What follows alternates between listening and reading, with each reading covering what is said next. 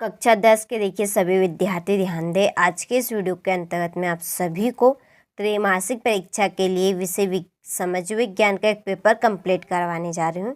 यदि आप सभी इस पेपर के सभी प्रश्नों को अच्छे से कंप्लीट कर लेते हैं तो देखिए आपके 75 नंबर में से कम 50 से 60 नंबर पक्के हो जाएंगे। ठीक है, तो आप सभी को परीक्षा हाल से पहले इस वीडियो को एक बार कंप्लीट करके चले जाना है। ठीक है, चलिए तो स्टार्ट करते हैं, प्रश्न की ओर आगे बढ़ते हैं। तो देखिए हमारा पहला प्रश्न रहेगा, भारत में वन्य जीव सुरक्षा अधिनियम कब पारित हुआ? तो इसका आंसर रहेगा 1972 में। ठीक है, दूसरा प्रश्न है, 1804 की नागरिक संहिता को किस नाम से जाना जाता है?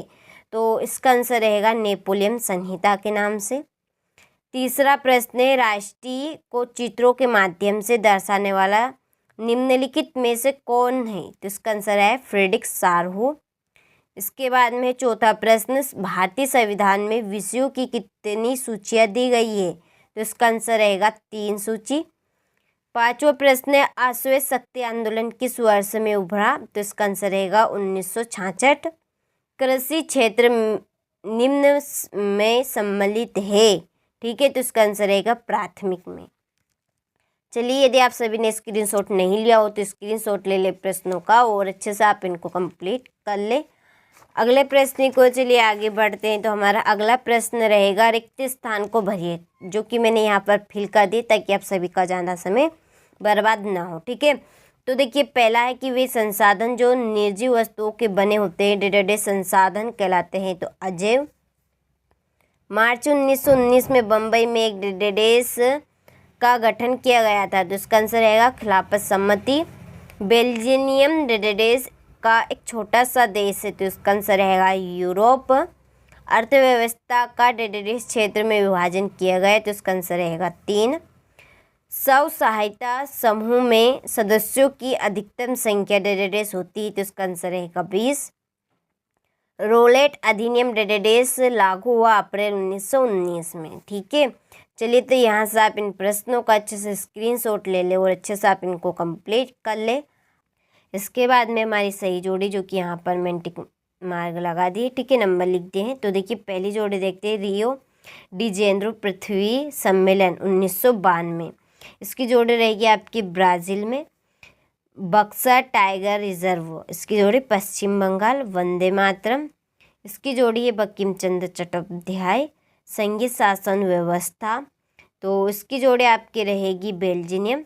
महिला साक्षरता दर, तो ये है 54%। रिजर्व बैंक ऑफ इंडिया, ये है केंद्रीय बैंक। ठीक है, चलिए तो यहाँ से आप इसकी स्क्रीनशॉट ले लीजिए और अच्छे से कंप्लीट कर लीजिए।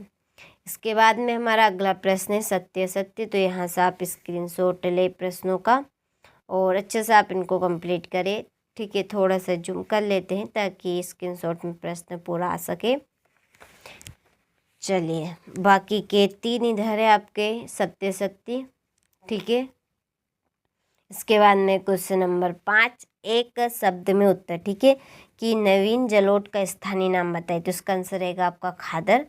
साइमन कमीशन भारत कब पहुंचा? 1928। 2011 की जनगणना के अनुसार भारत में साक्षरता दर क्या थी? 73%। भारत में स्थानीय शासन के लिए कितने लोग चुने गए? तो इसका आंसर है 36 लाख। निजी क्षेत्रों के एक उद्योग का नाम बताए। तो इसका आंसर रहेगा आपका टिस्को। ठीक है, और इसके बाद में है छठा, भारत में केंद्र सरकार की तरफ से करेंसी नोट कौन जारी करता है? तो इसका आंसर रहेगा आपका भारतीय रिजर्व बैंक। ठीक है, चलिए तो अब अगला प्रश्न हम जल्दी से कंप्लीट कर लेते हैं। भारत में पाई जाने वाली मिट्टियों के नाम लिखिए। संसाधन से क्या सही, मृदा संरक्षण से आप क्या समझते हैं? ठीक है, चलिए फिर अगला प्रश्न हमारा, आरक्षित वन क्या है? रूढ़िवाद से क्या सही? रोलेट एक्ट क्या था? अधिकार क्षेत्र क्या है? ठीक है, समरूप समाज से क्या सही है? एफ्रो अमेरिका कौन थे? पारिवारिक कानून क्या है? सेवा क्षेत्र क्या है? वस्तु विनिमय क्या है? काफ़ी इम्पोर्टेंट प्रश्न हैं, आप सभी को अच्छे से इनको कंप्लीट कर लेने हैं। जलियांवाला बाग हत्याकांड पर संक्षिप्त टिप्पणी, काफ़ी इम्पोर्टेंट प्रश्न है, वेरी एकात्मक शासन का अर्थ बताइए, सांप्रदायिकता क्या है, ठीक है।